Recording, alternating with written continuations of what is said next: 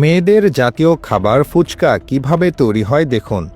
টক ঝাল মিষ্টি স্বাদের এই খাবার বিশেষ করে মেয়েদের কাছে পরম লোভনীয় বস্তু।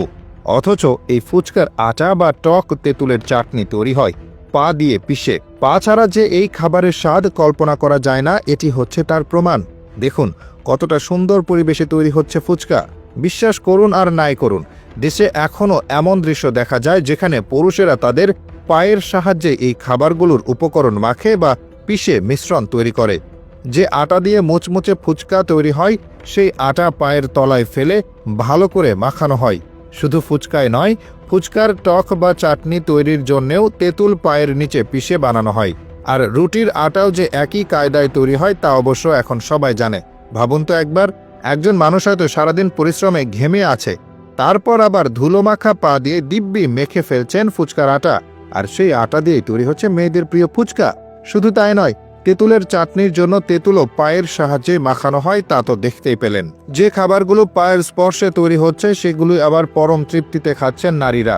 কারো মুখে হয়তো তেঁতুলের টক চাটনির স্বাদ, কেউ বা মুচমুচে ফুচকার স্বাদে মগ্ন। তাদের মনে কি একবারও প্রশ্ন জাগে এই খাবারগুলো কিভাবে তৈরি হয়েছে? নাকি স্বাদের কাছে সবকিছুই তুচ্ছ? যিনি খাচ্ছেন তিনি হয়তো কিছুই জানেন না। অনেকে এ যুগে এমনও আছেন যাদের এ ব্যাপারে ধারণাই নেই, সাদা মনে মজা করে খেয়ে নেন। তবে এখন অনেকেই আবার জানেন কিভাবে তৈরি হয় এসব খাবার, কিন্তু এগুলো স্বাদে এতই নেশা ধরে গেছে যে কিভাবে তৈরি হলো তা নিয়ে আর মাথা ঘামান না। আর যিনি বানাচ্ছেন তিনি হয়তো বলবেন অন্য কোনো উপায় না থাকার কারণে বাধ্য হয়ে এমন করে বানাচ্ছি। তবে দিন শেষে সবই যে মানুষকে বোকা বানানোর ফন্দি তা এখন মানুষ নিজেও জানে। যারা ওভাবে বানায় তারা নিজেদের বোকা ভেবেই বানায়, নয়তো এটা চিন্তা করে যে আর যাই হোক মানুষ তো দেখছে না, তাহলে সমস্যা কোথায়? না দেখলেই হলো, বাজারে বিক্রি হলেই হলো। তবে এসব কিছু জানার পরও কিন্তু ফুচকা বা এসব খাবারের জনপ্রিয়তা এতটুকুও কমেনি, বরং দিন দিন তা বেড়েই চলেছে। এটা একটা রহস্য বটে। অনেকে বলবেন এটা অস্বাস্থ্যকর, আসলে অস্বাস্থ্যকর, স্বাস্থ্যবিদরা তো এমনটাই বলেন, আর বাকিটা নিজের সাধারণ জ্ঞান থেকেই বোঝা যায়। কিন্তু অসাধু ব্যবসায়ীরা আসলে অদ্ভুত মানুষ। একবার যদি কম খরচে সহজ পথে খাবার তৈরির পথ পেয়ে যায়, তাহলে সেটা যত অস্বাস্থ্যকর উপায় হোক না কেন তারা বানাবেই। আর বাঙালিদের বোকা বানাতে হয় না, তারা নিজেরাই জেনে বুঝে ফাঁদে পা দেয়। মানুষের ফুচকা খাওয়া তৃপ্তি দেখে মনে হয় পায়ের স্পর্শে তৈরি হলেও এই খাবার অমৃতের সমান।